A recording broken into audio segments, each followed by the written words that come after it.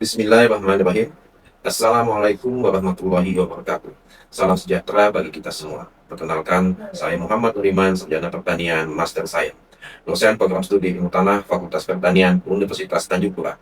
Pada kesempatan ini, saya akan menyampaikan pernyataan diri dosen dalam unjuk kerja Tridharma Perguruan Tinggi pada unsur pengajaran sebagai salah satu persyaratan sertifikasi dosen tahun 2026. Pada video ini, saya akan memperlihatkan implementasi proses pembelajaran pada mata kuliah karakteristik dan dinamika lahan basah gambut tropis, yang merupakan salah satu mata kuliah wajib pada program studi ilmu tanah. Mata kuliah ini diberikan kepada mahasiswa semester 3, dengan bobot 3 SKS, 2 teori, dan 1 praktikum, dan dilaksanakan selama 16 kali pertemuan, sesuai dengan rencana pembelajaran semester. Materi pembelajaran dirancang untuk bekali mahasiswa dengan pemahaman mengenai karakteristik lahan basah dan gambut tropis, mulai dari proses pembentukan, sifat fisik, kimia, biologi tanah, hingga prinsip-prinsip pengelolaan lahan secara berkelanjutan. Mata kuliah ini mendukung pencapaian-capaian pembelajaran lulusan CPL, program studi ilmu tanah, khususnya dalam membangun kemampuan mahasiswa untuk memahami karakteristik lahan basah dan gambut tropis, menganalisis potensi serta permasalahannya, dan menerapkan prinsip-prinsip pengelolaan lahan berdasarkan kaidah ilmiah guna mendukung pengelolaan sumber daya lahan yang berkelanjutan. Untuk mencapai tujuan tersebut, mata kuliah ini memiliki beberapa capaian pembelajaran mata kuliah CPNK yang menekankan kemampuan mahasiswa dalam memahami konsep dasar lahan basah dan gambut tropis, menganalisis karakteristik fisik,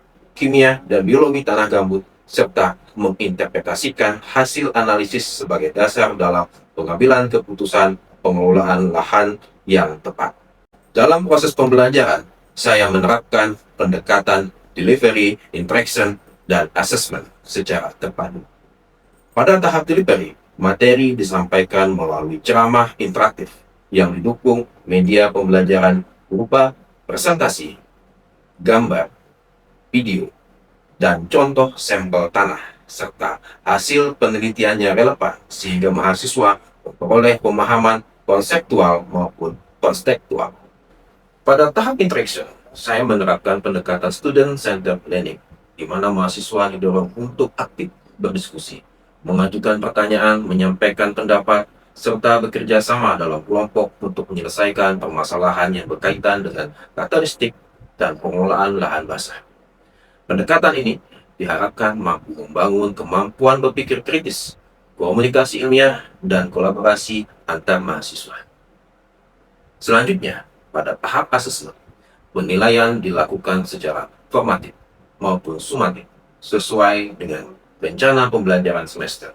Penilaian formatif dilakukan melalui keaktifan diskusi, kuis, penugasan individu maupun kelompok. Sedangkan penilaian sumatif dilaksanakan melalui ujian tengah semester dan ujian akhir semester.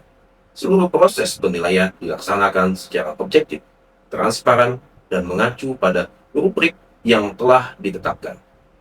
Dalam penyusunan materi pembelajaran, saya menggunakan berbagai referensi standar ilmiah, berupa buku ajar, hasil penelitian, serta artikel ilmiah nasional dan internasional dari karya ilmiah saya sendiri maupun orang lain yang relevan, sehingga materi yang diberikan kepada mahasiswa selalu mengikuti perkembangan ilmu pengetahuan dan teknologi di bidang ilmu tanah, khususnya lahan basah dan gambut tropis.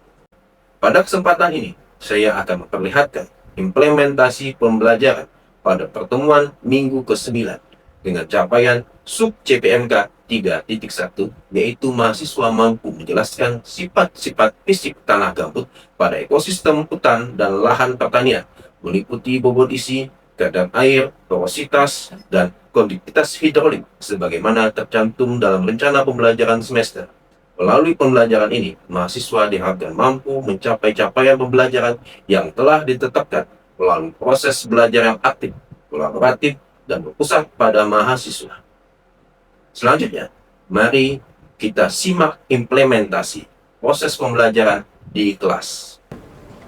Assalamualaikum warahmatullahi wabarakatuh. Selamat sore semuanya. Sore. Alhamdulillah kita masuk di minggu ke-9 Kemudian karakteristik dinamika lahan basah gambut tropis. Alhamdulillah ini adalah pertemuan pertama kita setelah kalian UTS di ke-9 ini. Bagaimana pikirannya? Enak? Ya. Bukan presensi. Presensi.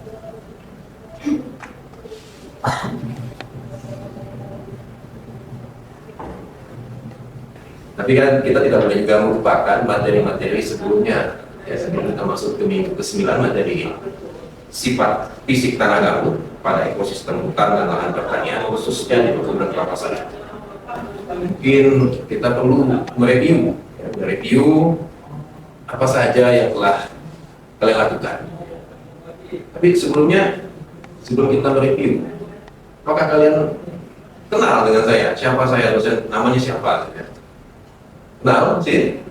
Kenal ya? Saya kenalkan diri lagi. Nama saya Muhammad Nuliman. Ya. Saya dosen program studi tanah. Yang kebetulan saya anggota pengajar pada mata kuliah ini di kelas C. Karena kelas C sebagai anggota dari Ibu Rosi Widya Nusantara. Makanya saya masuk di 9 ini dan setelahnya nanti sampai ke UAS. Jadi setelah tes saya. Jadi kita mereview ulang apa yang telah dipelajari sebelumnya bersama Ibu Dr. Rosi Widya Nusantara.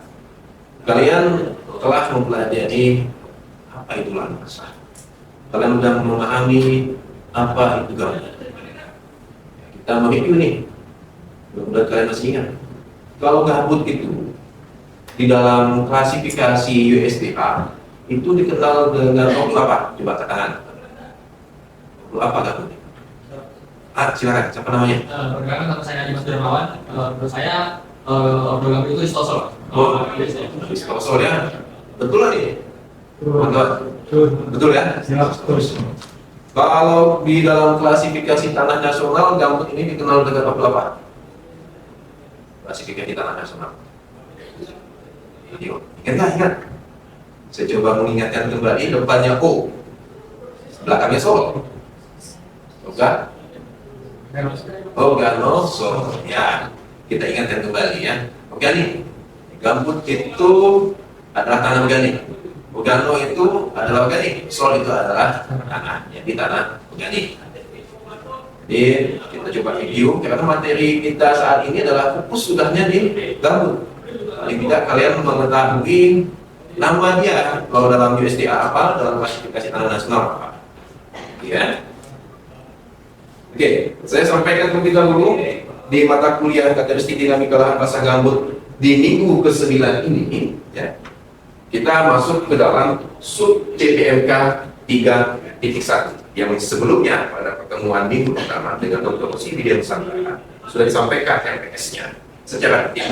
Saya mengingatkan kembali bahwa sub CPMK 3.1 ini mempunyai indikator capaian pertama, ketepatan mendefinisikan sifat fisik gambut, yaitu bobot isi, kadar air, porositas, dan konduktvitas hidrolik atau hidrolik konduktiviti. Itu indikator capaian yang kita inginkan. Yang saya sampaikan ke kalian paham. Yang kedua, adalah kemampuan mengumpulkan dan menginterpretasikan data sifat fisik gambut dari literatur maupun praktikum. Karena kegiatan kita ini, selain kita nanti ada kuliah interaktif seperti ini, kalian kan ada praktikum di laboratorium. Ya. Nanti data laboratorium itu kalian kumpulkan bagaimana kondisi bobot isinya, kadar airnya, semua parameter yang ada 4 ini, ya, kalian bandingkan dengan literatur. Itu tugas praktikum kalian. Ya. 4 sifat fisik kunci tanah gambut. Jadi saya hanya menyampaikan 4 sifat fisik. Karena 4 sifat ini adalah sifat kunci dari tanah. Sifat kuncinya adalah bobot isi. Bobot isi itu adalah massa tanah. Massa itu adalah beratnya atau padatan tanah. Dalam kondisi kering, dalam satuan volume tanah itu. Jadi ibarat kata kita ilustrasi ya. Volume adalah ruangan ini, massa adalah kita meja. Itu adalah massa. Jadi bobot isi adalah massa yang ada kondisi kering ini dalam suatu volume, itu bobot isi. Kadar air. Kadar air atau bahasa Inggrisnya water content itu adalah jumlah air yang tersimpan dalam tanah. Jadi jumlah air yang tersimpan dalam tanah yang tadi saya katakan ini adalah dalam bentuk volume. Dalam rongga-rongga kosong ini yang terisi oleh udara yang terdiri dari pori makro maupun pori mikro yang ada di sini. Kondisi-kondisi tertentu dia tidak selalu berisi udara, tapi terisi air. Jumlah air yang ada dalam satu volume inilah yang kita katakan kadar air. Ya. Parameter ketiga atau sifat kunci yang ketiga adalah kapasitas. Kapasitas sama dengan kadar air. Kalau kadar air berisi tentang airnya, kalau kapasitas itu berkaitan dengan rongganya yang terdiri dari rongga makro yang ada di sini dan ini rongga mikronya. Jadi kapasitas itu adalah berapa banyak pori-pori baik makro maupun mikro dalam suatu volume. Dalam satu volume tidak semuanya rongga, ada massa padatan seperti ini. Lalu hidrolik conductivity atau konduktasi hidrolik adalah kemampuan tanah meloloskan air. Pada suatu volume yang seperti ini ada padatan, ada rongga yang terisi oleh udara maupun air. Pada air saat jatuh ke permukaan tanah atau air bergerak secara apa namanya ini? Vertikal atau horizontal? Belok ke samping. Pergerakan air secara horizontal atau lateral. Ini menunjukkan konductivitas hidrolik. Kenapa dia? Karena kemampuan tanah meloloskan air melalui pori-pori yang ada ini. Itulah konductivitas hidrolik. Berapa kecepatannya? Ini saya berikan tugas pertama untuk kalian. Yang mungkin kita buat kelompok, ada 4 kelompok ya. Di sini kelompok 1, 2, 3, dan 4. Menurut Anda, mengapa hutan gambut dan kebun sawit bisa memiliki bobot isi yang hampir sama? Padahal kondisinya tampak sangat berbeda secara visual. Yang satunya hutan, yang satunya kebun sawit. Kenapa bobot isinya bisa dikatakan sama? Coba kita diskusikan. Kenapa bobot isi? Tahu bobot isi ya? Tadi itu sudah ulang sebelumnya. Kenapa bobot isi di gambut hutan dengan gambut di ketupan lahan sawit bisa sama? Padahal secara visual atasnya adalah hutan dan sawit. Kenapa bisa sama? Kalian diskusi. Jadi pikirkan faktor apa yang menyebabkan bobot isi gambut ini bisa sama.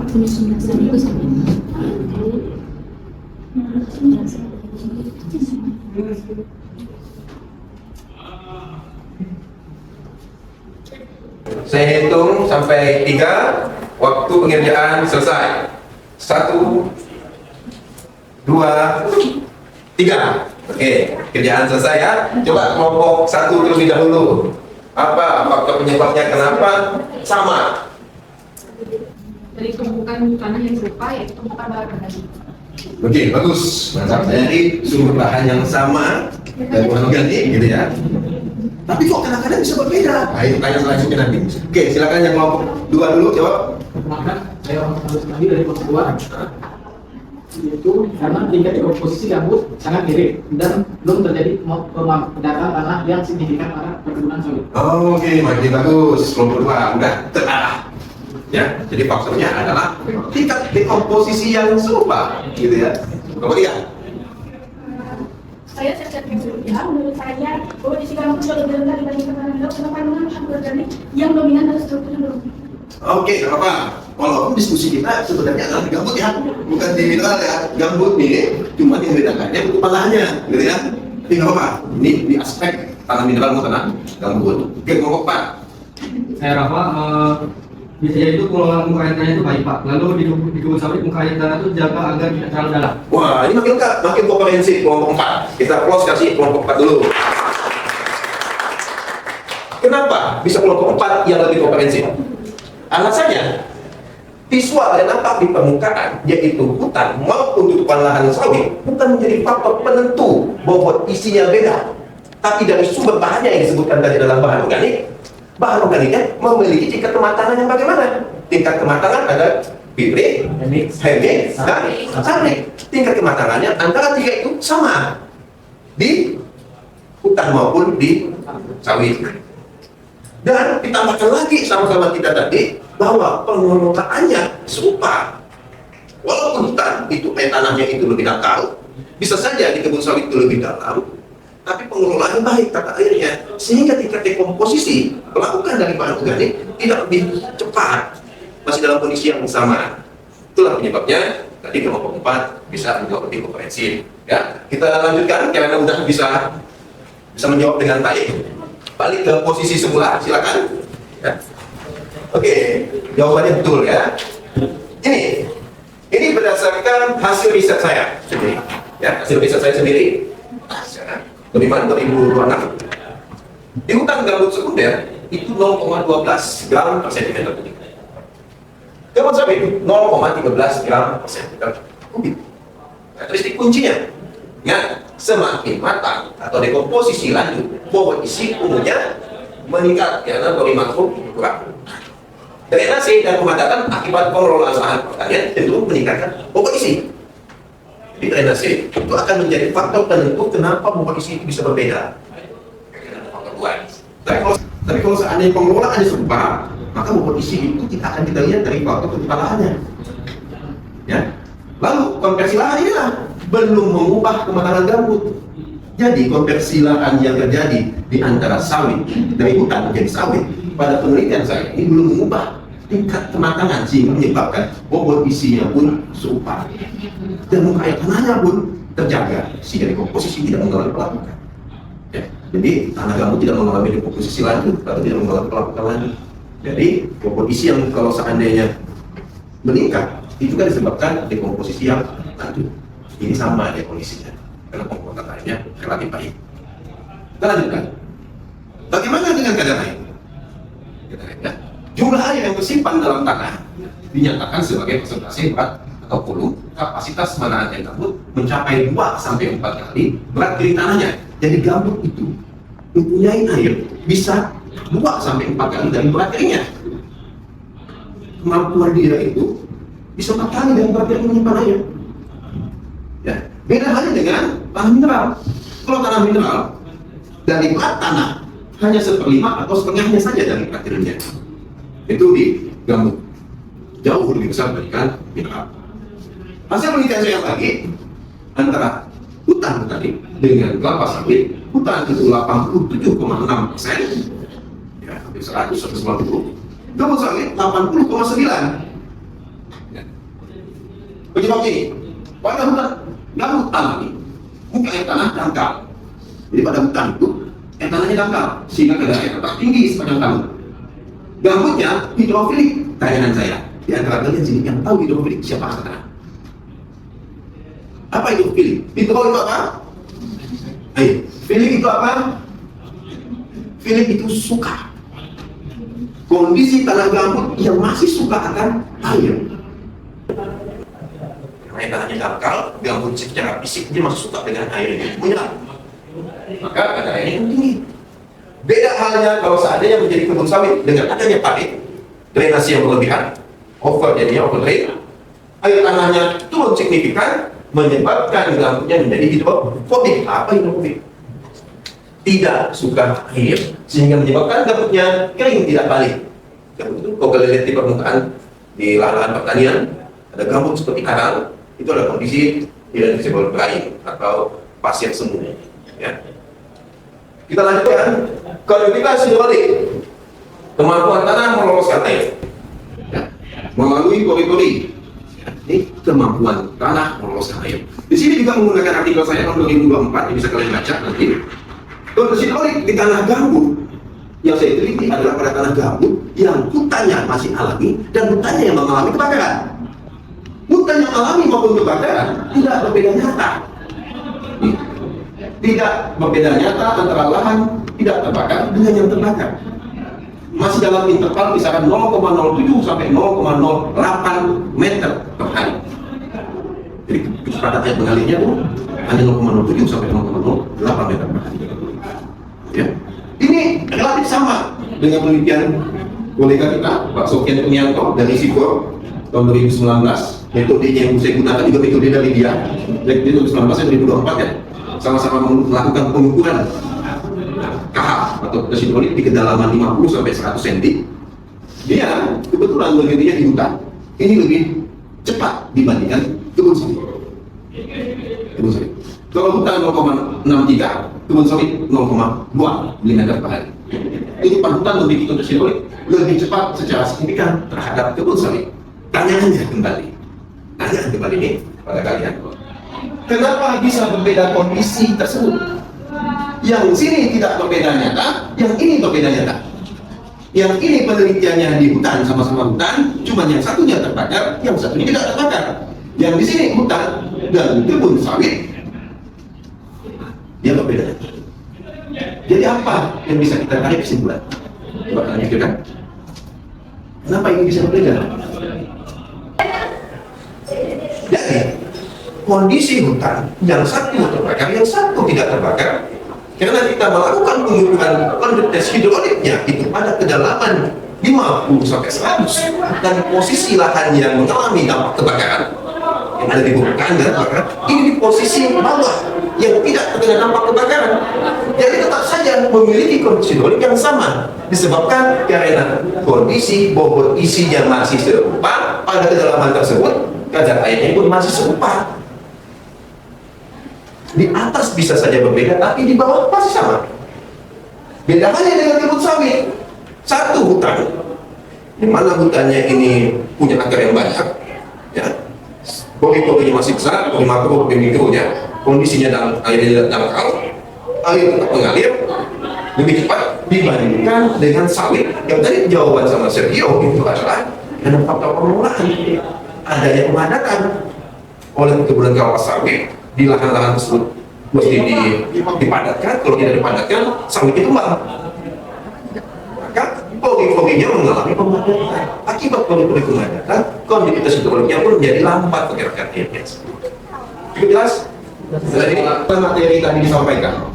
Apakah adik-adik mahasiswa ingin bertanya yang masih belum jelas? Silakan. Silakan. Perkenalkan, nama saya Sabda Wisyana. Saya ingin bertanya, apa hubungan antara derajat dan komposisi gambut skala von Bosch dengan 4 sifat fisik kunci gambut? Oke, pertanyaannya bagus. Menghubungkan tingkat kematangan gambut itu dekomposisi dengan 4 sifat fisik. Kalau tadi kita awal kuliah, kita tadi menyampaikan bahwa hubungan isi erat hubungannya dengan tingkat dekomposisi. Gambut dengan tingkat dekomposisi fibrik atau mentah itu biasanya memiliki bobot isi 0,1. Kalau heavy atau tingkat kematangan menengah itu memiliki bobot isi 0,2. Sedangkan kalau gambut-gambut yang sudah mengalami pelapukan lanjut menjadi sapling, bobot isinya meningkat menjadi 0,3. Ya. Jadi begitu juga dengan kadar air. Gambut dengan tingkat kematangan fibrik itu biasanya di atas 600 kadar airnya. Kalau kita pakai kadar air gravimetri. Ya. Kalau dia heavy itu biasanya 400 sampai 600. Kalau sapling biasanya 200 sampai 400. Pak, pertanyaannya pun nggak ada di bawah 200, Pak. Gambut kalau kadar air gravimetrinya di bawah 200 itu masuk ke kondisi hidrofobik. Basah dia cuma dia tidak mau menyala kembali kering dia. Ya. Itu kondisi titik kritis kapan gambut akan rusak adalah pada saat kadar airnya 200. Itu biasanya maka gambut-gambut matang seperti sapling yang selalu terekspos kadar airnya apa? Muka tanahnya dengan matahari yang selalu mengirimkan bisa terancam hidrofobik. Lama-lama ada pemanasan, ada kebakaran, bagian itu yang mengalami kebakaran. Gambut tidak akan mungkin terbakar kalau kondisi gambutnya adalah masih alami, masih sangat basah. Tapi kondisi yang sudah sangat kering menjadi arang, seperti tadi saya sampaikan, kadar air di bawah 200 itu menjadi bahan bakar baik ini api menjalar. Ya, itu bisa saya berikan jawabannya. Maka cukup puas. Terima kasih. Ada yang ingin bertanya lagi? Saya minta. Silakan Dimas. Ya, Dimas. Ya, maksudnya sebenarnya tadi ada sifat kunci lahan. Itu yang lebih penting itu sifat mana? Kalau kita mengacu pada USDA mengatakan bahwa untuk gambut itu adalah bobot isinya adalah parameter kunci utama di antara 4. Ya. Kalau kita dari sisi lingkungan, kalau USDA kan penamatan Sisi lingkungan, kadar air adalah penentu utama sifat yang mesti kita perhatikan. Tadi katakan, kalau lingkungan, bobot isinya mulai masuk ke sapling, itu harus dijaga ya. Atau posisi kadar airnya di atas 600 atau bitrate, itu kan masih alami, bagus. Menjadi water storage. Jadi lahan yang akan menampung agar lahan tersebut tidak mudah mengalami kebanjiran maupun kekeringan. Sedangkan gambut-gambut yang sapling ini punya risiko yang tinggi terjadi kebakaran, punya risiko yang tinggi kalau seandainya air limpasan datang, gambut tidak mampu menyerap air, jadi banjir. Itu dari sisi lingkungan. Gitu ya. Kalau dari sisi pertanian semakin padat tanahnya, semakin baik. Gitu ya. Karena semakin padat, maka mineral-mineral semakin banyak. Nanti hubungannya dengan sifat kimia yang akan kita sampaikan di minggu depan. Pertanyaan Dimas, iya berkaitan dengan materi kita minggu depan. Saya menutup sesi ini ya. Bagaimana jawaban saya? Oke, cukup. Menutup sesi sifat fisika tanah, kalau kita simpulkan, sifat fisik tanah gambut merupakan fondasi yang menentukan bagaimana gambut menyimpan air, menopang vegetasi serta merespon perubahan penggunaan lahan. Memahami bobot isi, kadar air, kapasitas, dan potensi hidrolik adalah langkah awal untuk mengelola gambut secara produktif tanpa menghilangkan fungsi gambut. Minggu ke-10, minggu depan, kita akan masuk ke sifat kimia tanah. Kita akan mempelajari mengapa tanah gambut yang kaya bahan organik justru sering miskin tanah. Ini kan tanyaan Dimas tadi. Mau kita hubungkan dengan pertanian. Bagaimana pH, KCK, karbon organik, nitrogen, fosfor, serta unsur hara lainnya mengendalikan produktivitas tanaman dan strategi lahan gambut. Terakhir dari saya, pesan penutup, ilmu tanah bukan sekedar mempelajari apa yang ada di bawah kaki kita yang kita injak-injak, yang kita anggap kotor ini, tetapi memahami fondasi kehidupan yang menopang tumbuhan manusia dan peradaban. Semakin dalam kita memahami tanah gambut, semakin bijaksana kita menjaga keseimbangan antara produktivitas dan kelestarian alam. Demikian yang bisa saya sampaikan. Mudah-mudahan apa yang kita sampaikan hari ini bermanfaat untuk kita semua. Tadi saya suka menyampaikan doa, kita akhiri dengan memberi taufiq wal hidayah. Assalamualaikum warahmatullahi wabarakatuh.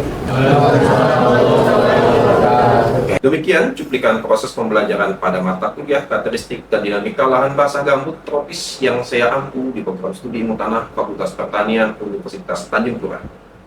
Melalui proses pembelajaran tersebut, mahasiswa oleh pemahaman konseptual mengenai karakteristik dan dinamika lahan basah serta gambut tropis, sekaligus mengembangkan kemampuan berpikir kritis, berdiskusi, berkolaborasi, dan menganalisis berbagai permasalahan pengelolaan lahan berdasarkan kaidah ilmiah. Dalam pelaksanaan pembelajaran, saya berupaya menerapkan pendekatan yang berpusat pada mahasiswa melalui integrasi metode delivery, interaction, dan assessment, sehingga proses belajar berlangsung secara aktif, partisipatif, dan berorientasi pada pencapaian pembelajaran mata kuliah sesuai dengan rencana pembelajaran semester. Saya berharap proses pembelajaran yang telah ditampilkan dapat memberikan gambaran mengenai komitmen saya dalam menyelenggarakan pembelajaran yang berkualitas, inovatif, dan relevan dengan perkembangan ilmu pengetahuan serta kebutuhan dunia kerja di bidang ilmu tanah. Pada kesempatan ini, saya menyampaikan terima kasih kepada Kementerian Pendidikan Tinggi, Sains dan Teknologi melalui Direktorat Jenderal Pendidikan Tinggi serta LLDikti Wilayah 11 Kalimantan atas penyelenggaraan program sertifikasi dosen tahun 2026. Ucapan terima kasih juga saya sampaikan kepada Rektor Universitas Tanjung Pura, Dekan Fakultas Pertanian, Ketua Program Studi Ilmu Tanah, seluruh rekan dosen, tenaga kependidikan, dan mahasiswa yang telah memberikan dukungan sehingga proses pembelajaran ini dapat terlaksana dengan baik. Demikian pernyataan diri dosen dalam unjuk kerja Tridharma Perguruan Tinggi dalam bidang pengajaran ini saya sampaikan. Semoga dapat memberikan manfaat serta menjadi bagian dari upaya bersama dalam meningkatkan mutu pendidikan tinggi di Indonesia. Terima kasih. Wassalamualaikum warahmatullahi wabarakatuh.